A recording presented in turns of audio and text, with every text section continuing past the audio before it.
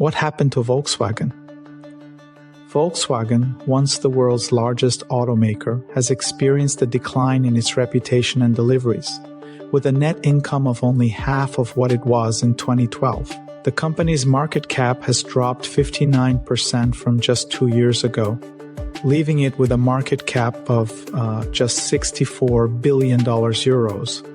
This is the same percentage fall as Tesla, which crashed from a market cap of just over $1 trillion. Volkswagen is having the same difficulty holding on to a $100 billion market cap as Tesla, which has a $1 trillion market cap.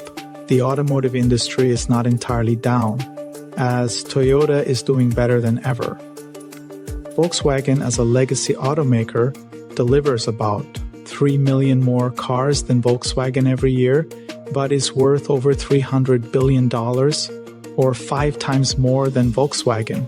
Even from a profit perspective, Volkswagen delivers nearly half of Toyota's profits, but they only boast 15% of the valuation, indicating bearish investors are on Volkswagen. Volkswagen's reputation has suffered due to the Volkswagen emissions scandal, which cost them 31.3 billion euros. Volkswagen's problems can be traced back to Herbert Diess, the former CEO and chairman of the Volkswagen Group. He was more in touch with the EV market and future trends than anyone else from the legacy auto industry. He was very much an Elon Musk fanboy, and he would regularly make outrageous statements complimenting Elon and Tesla to the determinant of Volkswagen. Herbert knew that making such statements might hurt Volkswagen's stock price in the short term, and that he may be driving consumers straight to Tesla by constantly praising them. But he was okay with this, as he was trying to play the long game with Volkswagen. He strongly felt that Tesla was headed in the right direction and wanted to shock Volkswagen investors and board members into taking quick action. This quick action was betting 84 billion euros on EV and AV development. However, board members weren't exactly hyped to hear about Herbert's 84 billion euro plan. None of them really saw Herbert as a forward thinker who was trying to push the company in the right direction. After all, that investment is enough to buy out the entirety of Mercedes-Benz, currently the 4th largest automaker by market cap. Thomas Ulbrich, the current CTO of Volkswagen, had also made his fair share of outrageous statements like, United States electric car manufacturer Tesla has a 10-year start on rivals when it comes to building electric cars and software. This left the boardroom more divided than ever. The labor leaders, who made up 9 out of the 19 seats on the company's supervisory board, were strongly opposed to labor cuts, especially given the pandemic. Eventually, the rest of the board came to a compromise. Volkswagen would approve Herbert's crazy investment plan, but only if Herbert agreed to step away from day-to-day Volkswagen operations. He would be replaced by a cost-cutting expert named Ralf Brandstatter, who could ensure that the massive investment was spent well and that things were running as efficiently as possible. By far the most cited issue with Volkswagen's EV effort is unbearably bad software. All legacy automakers really need to do is take their existing ICE vehicles and put batteries and electric motors on them. Similar to what Ford did with the F-150 Lightning.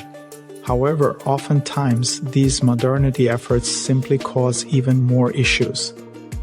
Customers have to adapt to using an EV and all of the hassles that come with charging and range, as well as dealing with incompetent software. Volkswagen's EVs have faced numerous recalls, primarily due to concerns about charging and range. The average person is not as enthusiastic about EVs as investors and enthusiasts thought, preferring hybrid vehicles. Sales of plug-in hybrids increased by 83% last year, while regular EV sales only grew by 21%. As a result, Volkswagen has had to walk back on their EV-first approach and go back to hybrids. Competition is another major concern for Volkswagen.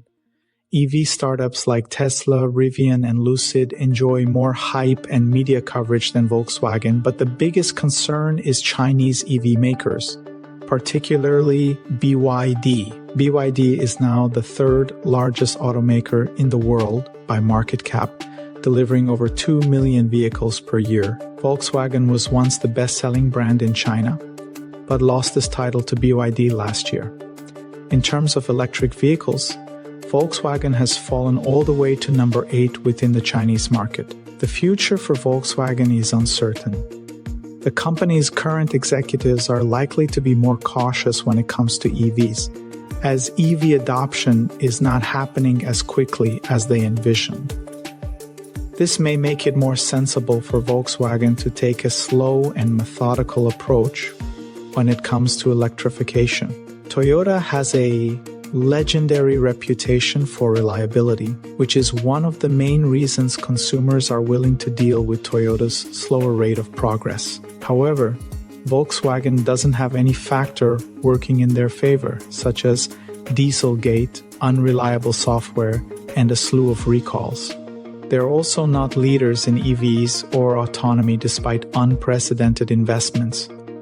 VW is unloading some of their biggest brands, including Bugatti, and slowly selling off their stake in Porsche. It seems that the only reason Volkswagen is big is because they were already big. This is not to say that Volkswagen is about to get wiped off the map altogether, but it does seem like Volkswagen is about to become a shell of their former selves, just like what happened to other industry giants like Philips and GE. Nouriel, Gino, Yazdinian.